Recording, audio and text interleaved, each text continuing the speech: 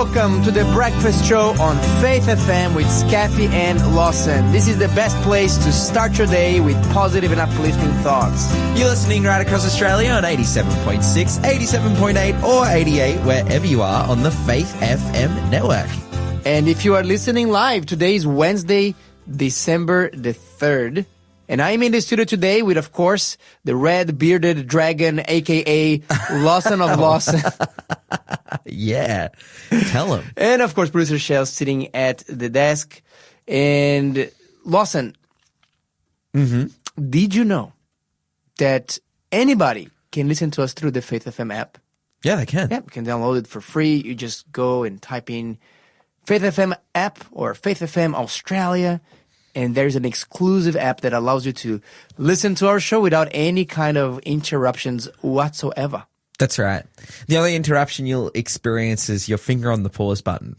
So if you can refrain from doing that, grab the app, head to the App Store or the Play Store, Faith FM Australia. You'll be able to jump on there. That's right. And look, do you have any word of gratitude for today? Yeah, look, I'm grateful. Dude, I love my wife, bro. This is so cringe. I'm just like, I'm still in my first year of marriage. Maybe it's not cringe, but I'm sorry. I am so looked after. And can I give you an example of something that happened yesterday that made you grateful for her? Look, we by the way, my gratitude today has to do with my wife. Yeah, see, we're on the same page. Look, and the thing that I just really appreciate about my wife is that she has a real heart for people and a real heart for their well-being and a real heart for their eternal future as well. Like, she's a genuinely spiritual person, and yeah, it was just a bit of a situation yesterday where there was a friend of hers that had been struggling, and so we're just talking it through and how we can best, support that person and how it is, that we can kind of inject into that person's life, spirituality in a kind of downtime in their life in a way that they're in a time that they're walking away from that. And I was just sitting there just like, wow, nice, this person has a heart to see people know God. And it's really cool when you're married to them, like there's lots of different people that you can get married to, but I'm just stoked that I'm married to someone who just wants people to know God, because that's what I want as well. So love it. Yeah, that's what I experience. And my wife makes like yummy food and cleans the house. My gratitude is in that sort of a realm of that area. Foods. Yes, my wife's specialty is risottos, and yesterday she just cooked this mushroom risotto with asparagus and tomatoes. It was just like the most yummy thing like ever. I was just like, wow, like what is this? So I'm just very grateful for that meal. Dude, that's a win, bro. Yeah, and you can tell like it's just not a meal. It's like there's like love and care in the form of a meal. So a mother's love, wrapped up in a meal there. And in today's show, Lawson, we are going to continue to explore some lessons from the life of Samson. We're going to have an interview with Dr. Lewis today, and he's going to be talking to us a little bit about what's different about a Christian understanding about health. That's going to be a very interesting conversation. Yeah. And I'm going to be talking also about some anti-conversion laws in India, in one specific province of India, Lawson, where you can get up to life imprisonment for sharing the gospel with someone. Wow. Yeah. Oh, man, we're going to have to hear about that. That's hectic. You're listening to the Breakfast Show podcast on Faith FM. Positively different. Lawson, are you ready to be quizzed? I'm ready to win a quiz. Okay, producer Shell. Oh, let's see if that can happen. Okay. What book of the Bible does this verse come from? Jesus Christ is the same yesterday, today, and forever. Okay, I know exactly where it comes from, and I'm writing it down. But I'm sorry, the writing is so I gotcha. Small. But yeah, I'm old and blind, so that was hard. Skafy's in the deep recesses he's got his of mind. Thumb on his forehead. Okay. We got it. He's right as well. What book of the Bible does this verse come from? Jesus Christ is the same yesterday, today, and forever. 0491064669. What a fantastic passage it is. What an amazing promise it is. Jesus Christ is the same yesterday, today, and forever. Which book of the Bible is that from? We've got correct answers popping in already. Of course, if you know the answer, 0491 064 669 is the number to text. You can send it in at that number, and mate, we'll see you. We'll see you sending. We see Valmay sending in the correct answer right now. Well shout out, well Valmay. done, Valmay. Good job. So we see you guys on the text line, getting it in, getting it done. Send it through 0491 064 669. Hey, Lawson of Lawsons. What's up, buddy? I am actually particularly keen and interested to share this Bible study with you today and talk about that topic. Because we are going to be talking about one of my absolute favorite titles of Jesus in the Bible, in the Old Testament. Oh, okay. But it does require a little bit of Hebrew background to understand. We're going to do one of my favorite kinds of studies, which is word studies. We're going to look into the words, see what they mean, and just go beyond the traditional surface level translations into, hey, let's kind of explore that concept here just a little bit more and see what happens. Yeah, absolutely. I'm keen to jump into it. Okay, so let's get back into our good book. In the book of Judges, chapter 13, we are talking about the scene where Manoah, the father of Samson, is having this conversation with the angel of the Lord. Yeah. So the angel of the Lord, just in a nutshell, he appeared to Manoah's wife, and he said, look, you're going to have a son. You're going to have to, he's going to be consecrated to God from his birth, and he is going to start delivering the Israelites from the hand of the Philistines, which were the quintessential nemesis of the nation of Israel in the Old Testament. Yeah. Oh, and from this point, this is the introduction of the Philistines really as their grand enemy, and this will last literally generations. Yeah. This will be a generation, multi-generational war. Hundreds and hundreds of years. Yeah. And this is it. So Manoah kind of said, okay, can we pray? Because I want to see this for myself. I want to check. I want to double check to make sure that we got all right here. I want to see if we got all the information right. Not that he didn't trust his wife, I don't think. But it's just because, hey, look, this is a big deal. Sure. And one of the things actually that Manoah was really, really concerned about was the thing that the angel was not concerned about at all. He says, look, hey, you told us to do this and that. Like, what should be the occupation of the boy? Yeah. Like, what should be his job? What is he going to do? And they just said, look, whatever. That's not the point. He's got options, Yeah. So don't stress too much about it. Sure. To paraphrase here what the response of the angel was. And in Manoah probably thinking about the stories, and practicing some good hospitality. And at this point, he's thinking that this is a quote unquote, a man of God. Man of God is an AKA a prophet. Sure. But they realized that they had like this awesome look about it. He was a bit different. So Manoah said, hey, can you please wait here? And I'm just going to prepare some food for you.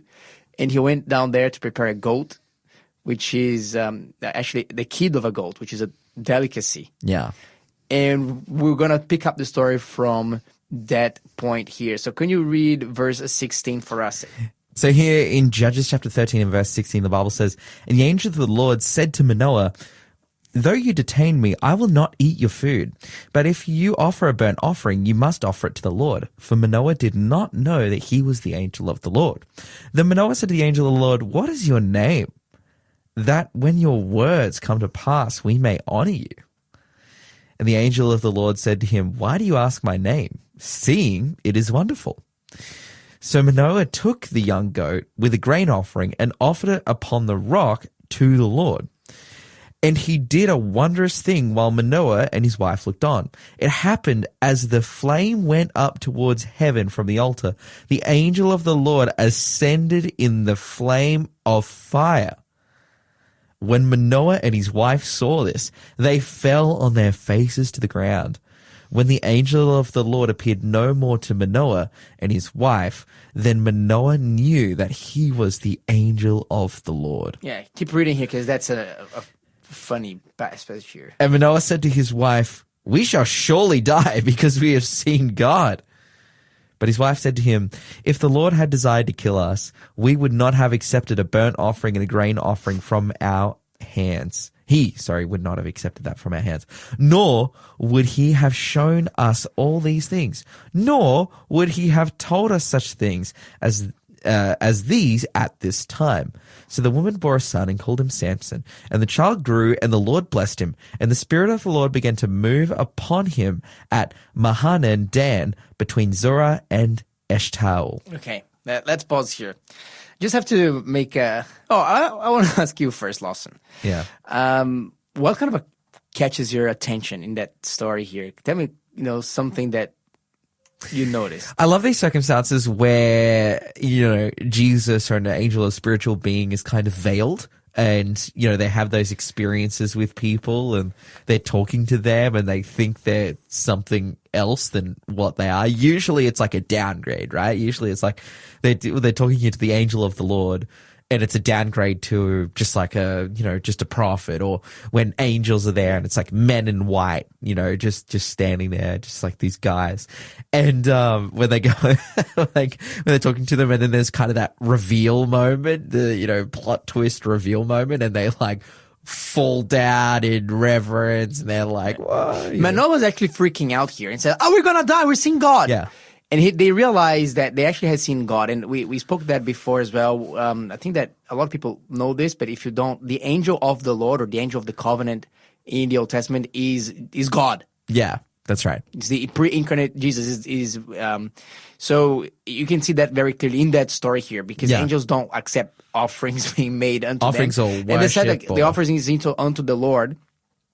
And angels, for example, when you ask the angel's name, the angel just tells the name. Like, "What's your name?" And Gabriel would say, "My name is Gabriel."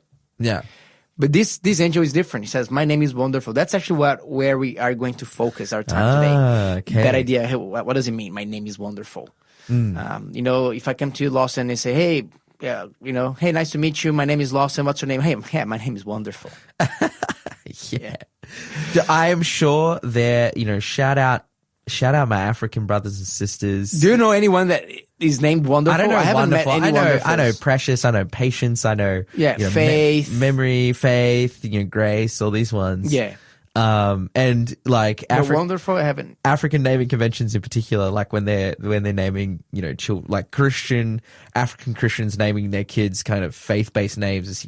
It can, a lot of the times it can be something like a memory, or a beautiful, or something like this. I've never met a Wonderful though, but I'm sure there's one out there. 100%. Yeah, 100%. I'm sure there's one out there. There will be someone. And that would be awesome. That'd be awesome. Hey, what's your name? Wonderful. Hey, Wonderful, come here. Yeah. I'm sure like on initial meeting, there would be a little bit confusion. It's like, "Oh, I'm sure it is. Now, what's your name?" It's like, "Oh, no. It's Wonderful. Like, that's my name. That's awesome." Yeah. Yeah. So, but I love here because Manoah is freaking out. Saying, "We've seen the Lord. We're going to die." And then the wife said, it's like, "You're not going to die. I mean, if God wanted to kill us, he wouldn't, number one, accept your offerings. Number two, he wouldn't have all the trouble to come here and tell us all these things just to kill us in this sequence. That doesn't really make sense." Sometimes it's good. He had a bit of a reality check from his wife here. God bless her. Especially she's conceived a child, and it's like, "Hey, this child's going to do this, that, and the other." And you're like, "Oh, yeah, fair." The child still needs to be born. There's a bit of a guarantee there that they're probably going to live if the angel of the Lord has told them that they need to have a child and she's pregnant, But hey, we're looking at his name being wonderful. I want to look at that name Wonderful and what it means, and look at a couple of passages here, because this word Wonderful, it's a very interesting word in Hebrew. So in Hebrew, Wonderful is the word that we translate as Wonderful is Peli. Peli. Yeah, it's a simple word, but what it means, yes, wonderful is one of the potential meanings of that word, but what it means is something that is extraordinary, or beyond comprehension, beyond human comprehension. Wow. So Manoah asked this angel, say, "Hey, this person, what's your name that we may honor you later?" Maybe, how do you think that he would be honoring why would he need his name? What do you think he would do with that information? Yeah, I guess if they give him his name, they can pray for him. They can tell others about him. Yes. If you get like your name and email, they could probably send some marketing materials. Yeah. And it's like what? Well, usually when people ask your name in this day and age, there's often that behind. No, I think that there's a few things that he could have done. One, he could have maybe named his child after that person. Sure. Interesting. Yeah. Or he could just, as you said, give thanksgiving for that person, or tell about his fame and reputation, to spread his fame online. Or if someone asks, hey, like what? Your wife was barren, she had a son. Like, well, what's the name of that person? Like, I want to know. So he wanted to somehow honor that man. It's like, can you please give me your name? I think it was very reasonable, very, very polite. And by the way, we just have to make this very clear. Manoah was a man of faith, big time. Because when you compare his response to Zechariah, the father of John the Baptist, when the angel appeared to him saying basically the same things, Zechariah was like, how do I even know that's actually going to happen? Yeah. And Manoah said, no, sir, when that happens, which I know is going to happen, how can we honor you? Wow. And you see that there's a big difference here. Manoah, like this, knowing Samson's story, right? And we kind of previewed this earlier in the week, like, Samson, like, who was a judge of God, who had times and moments of unfaithfulness, knowing his story and going, compromise, all this kind of stuff. And then knowing, like, how awesome his parents were. It's interesting. Hey, it's like, yes, what got lost in translation there? Yeah. Because his parents, like, every interaction that we have with his parents in the text, they're just like good they were people. Really amazing people. Just like good, faithful, kind, nice. And this guy, this guy Samson he does some cool things, but is, seeking after himself. I think that was in this case in particular, in that story, as we go and read, I think it's going to be, I think that lots can be explained through the influence of friends. Because they lived in the neighboring town with the Philistines, and Samson went there to find friends. Yeah. Okay. And I think that influenced him. It's on the rough side of town. Yeah. Yeah. Yeah. Yeah.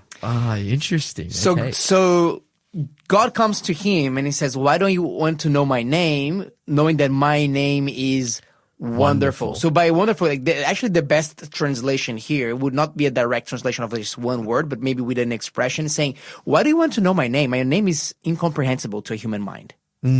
Okay. And that should be an eye-opener already. Yeah. To Manoah. It's like, okay. What? Is it in a different language? Does it have a particular sound in it that's really hard to say? So he said, look, his name is extraordinary, ineffable, or beyond human comprehension. And I think it's quite amazing, because this is one of the, if not the only time, because you know how God presents himself, like, what is your name? Moses asked him, what's your name? And God told him something somewhat cryptic, and he said, my name, like, I am who I am, and I will be who I will be. That's the meaning of the word Jehovah or Yahweh. Yeah. So it's a name that's like, wow, like we had to stop a while and to think about it and say, like, I am who I am. Because that implies, he's a self-existing entity. Yes. He's the originator of life. And it's like, how do you define that in human words, in vocabulary? So the angel, he said, look, my actual name, if you want to know my actual name, let me just tell you. It's beyond human comprehension. Sure.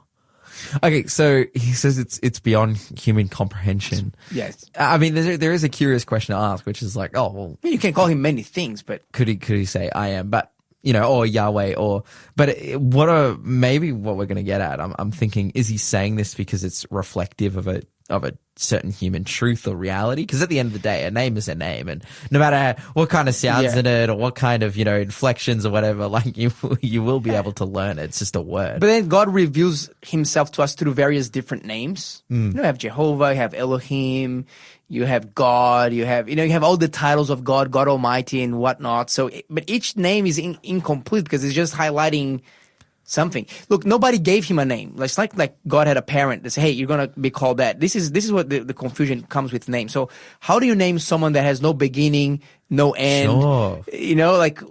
we need to name things to kind of define them. If I say Lawson, I'm thinking about as a limited being. But how can I give an actual name to describe the fullness of God? Wow. Yeah. And I think in this passage of the scripture, God is saying, hey, look, my actual name, I'm unnameable per se in what you're thinking of it. Like, because I cannot be limited. Yes. I can give you titles. You can call me all of these different things. I can give you character traits. That will highlight a small little shred of who I am. But my name, like how you define me, it's like you human being trying to define me is just the same thing as trying to fit the entire ocean in a builder's mug for breakfast. Yeah. This is like it's a round. You're trying to define me.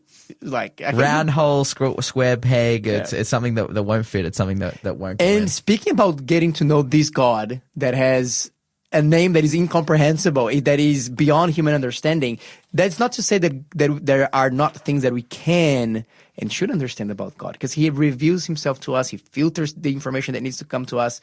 And the absolute unique, very best place to get that and to understand who God is through the Bible.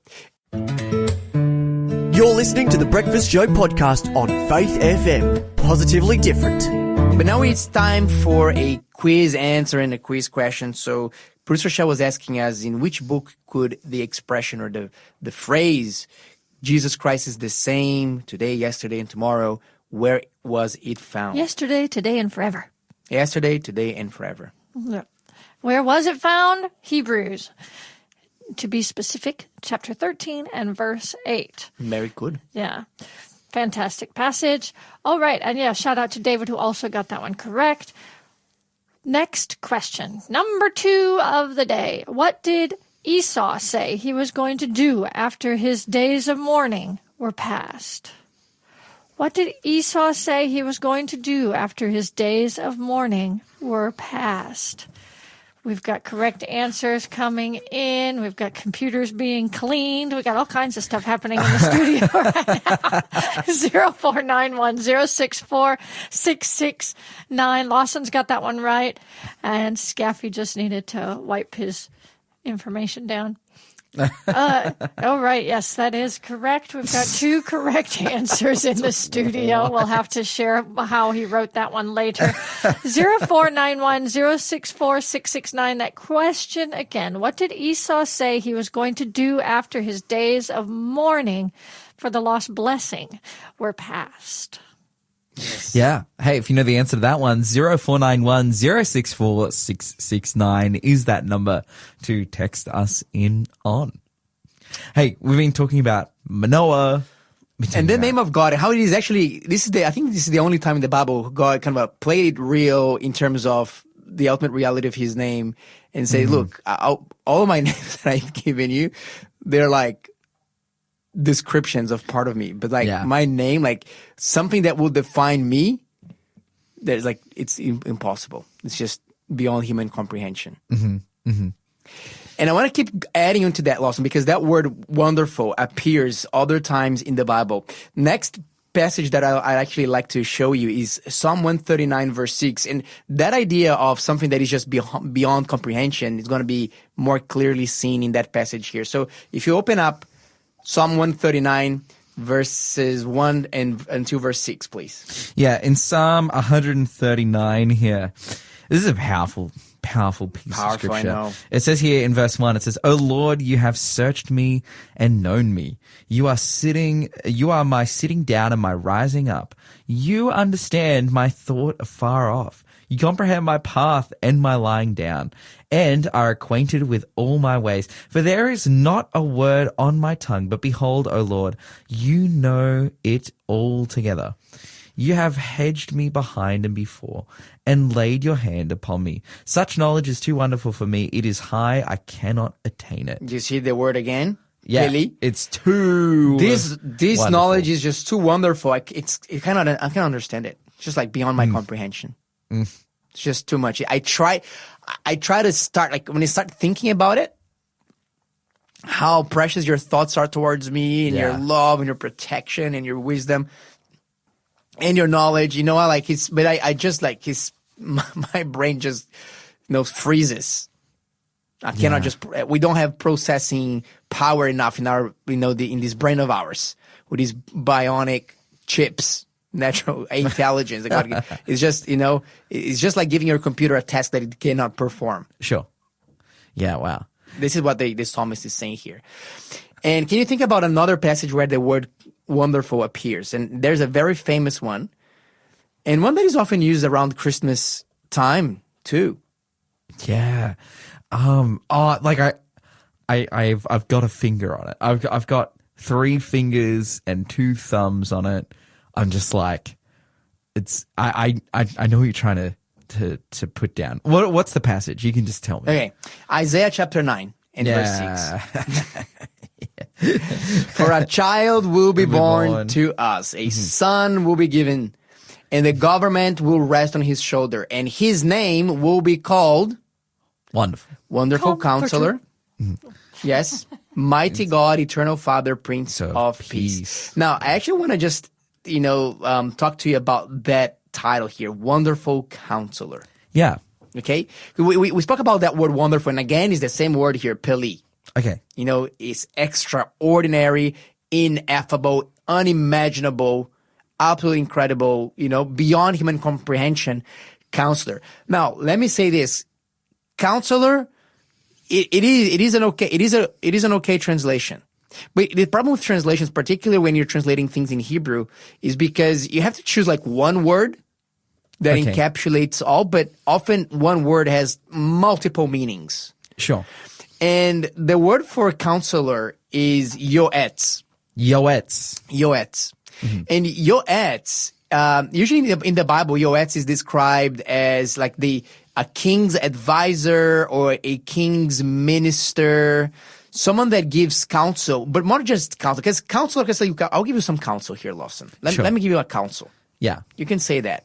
Or let me give you some advice. Let me be, that would make me an advisor. So this would be someone in their cabinet who is giving them some kind of direction. That's right, but not any kind of direction. It's usually directions that lead to winning wars. Sure, okay. So you're also planning.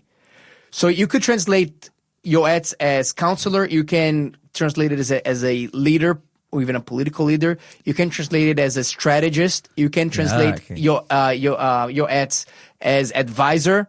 Mm-hmm.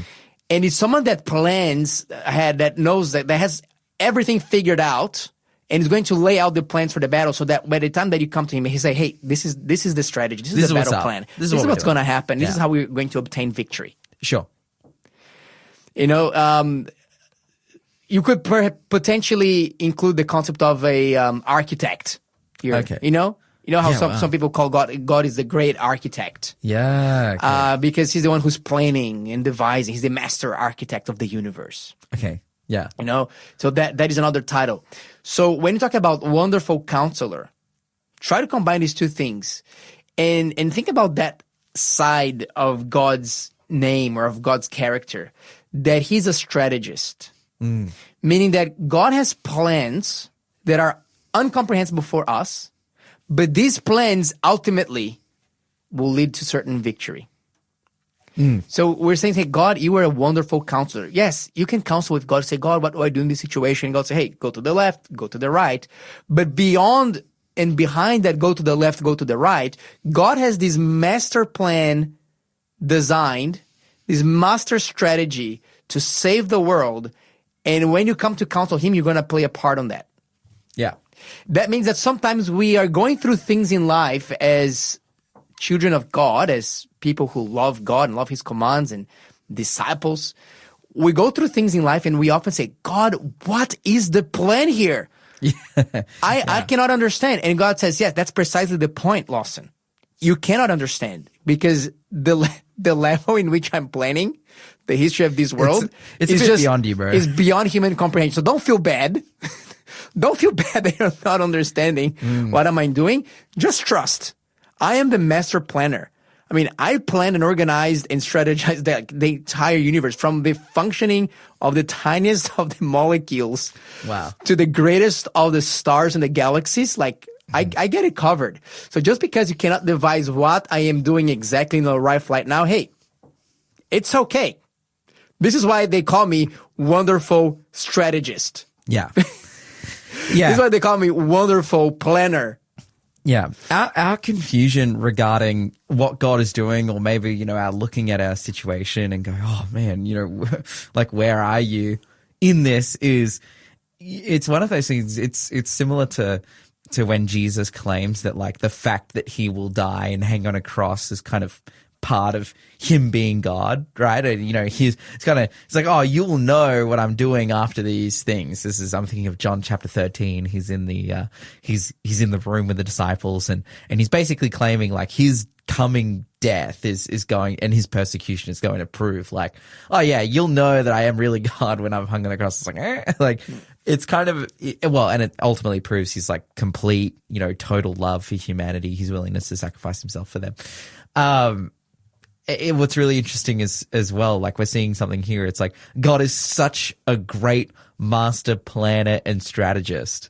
He has such a handle on what's going on that if it's incomprehensible to us, if we really can't get our head around it, it's like, yeah, fair enough, because, I'm the one doing it, right? I'm the one putting this together. It is a fair thing, when people make strategies and plans, I don't know, in what kind of organization or business or church you're in, that it's fair to ask them, like, hey, what's the thoughts behind this, and to expect a fair answer. Like, that's a fair thing to do. Because it's like human from human. Yeah. But at the level of God, there's something more there. That's right. It's kind of like, have you ever seen these, like, online videos of, like, master crafts people crafting something, and then you start the video, you don't know what they're going to do at all. You just see them, chopping wood, and they were, grinding and sanding and cutting. And by the end of the video, there's, like, some, like, amazing sculpture. That's like, wow, that is amazing. That reminds me of like Bob Ross paintings. Dude, Bob Ross is the guy, bro. He's just like, he's painting. Bob Ross is great. And he just adds more and more details. It'll look beautiful. And then he'll be like, you know what? I'm going to shade this. And he'll like shade it. And he's like, okay, surely it's done. He's like, you know what? I'm going to put some birds up here, Maybe some flowers here. And like a reflection in the water. Before it's like, wow, like it starts with a blank canvas, and it's like a cottage on the mountains now with a little pond and a little deer drinking water. Yeah. It's just like something amazing. So that's the concept. And when you look at the life of Samson, we're going to see this master strategist, wonderful counselor, wonderful strategist coming into play, because Samson will take all the wrong decisions. And God said, okay, Samson, I can work with that. Yeah. I can even still use your own stubbornness to accomplish my goodwill. We look at the life of Joseph. Yeah. The summary of the life of Joseph, what men have devised for evil, God has transformed for good. And it is also true in your life, Lawson. It's true in my life, Skafy. It's true in Shell's life. It's true in your life, listening friend. And whatever is because sometimes it's easier for us to, quote unquote, easier to devise God's plan when everything's going well. Man, God's plan is to bless me. Look at my job. Look at my business. It's thriving. It's pumping. Like revenues are coming in. And I think that God has a plan. I'm going to use this to bless people. Like, it's not that hard to think, hey, I think that God has a plan here. But when you're blessed, when you marry your life, man, God has a plan for my happiness. Yeah. But then, oh, dude, and like you just brought up like marriage. It's like how much up to the point you get married, just like so much anxiety and confusion over. Yeah, and you think, am I going to be single for the rest of my life? And it's like, no, God had a plan all the way through, and He had the right person. But you're also going through periods of you don't have a job, you're struggling financially, the marriage is breaking down. Your health is going through the drain, and you're suffering and you're struggling. You're having like perhaps even life-threatening things. Maybe you're losing or about to lose, or you lost someone dear to you. And then in these times we ask this question like, hey God, like, where are you? Like, do you have a plan here? Like, did you completely forgot about me and abandon me? This is a very human sentiment to believe that, hey, God has abandoned us. But God said, no, look. Trust in me. Yeah. I've got something for you. I also, and not to say that, that tragedy happened because it was God's will. A lot of things happen on this planet that are not God's will. Oh, yeah. Okay? This is why we have to pray, thy will be done on earth as it is in heaven. Because normally the default on earth is that God's will is not done. Yeah. And oftentimes it's not done because you have the free will of other creatures that God has to deal with and factor in.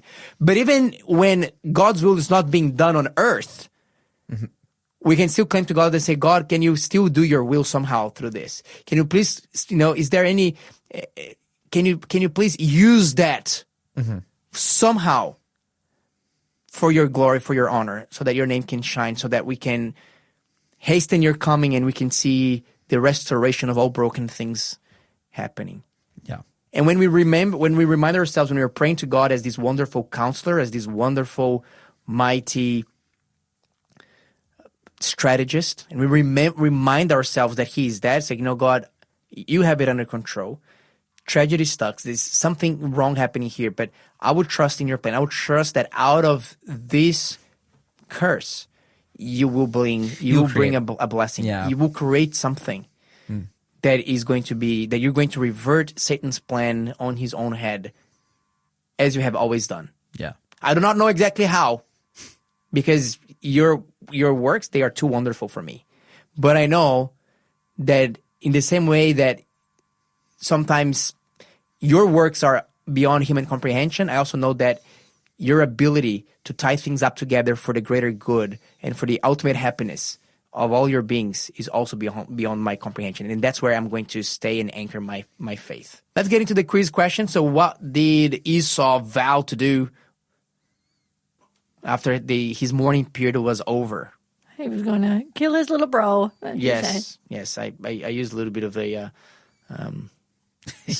smoke his little bro. Yeah, you got you got streets with it, bro. Street language. But he wanted to kill Jacob. He was just so beyond himself that Jacob stole his birthright, his inheritance, and steal it. Esau just handed it over, but at first. It was very conniving then, on Jacob's part for sure, but Esau certainly wasn't innocent in it. No, not at all. Thanks for being a part of the Faith FM family. Join our community on Facebook or get in touch at 1-800-FAITH-FM.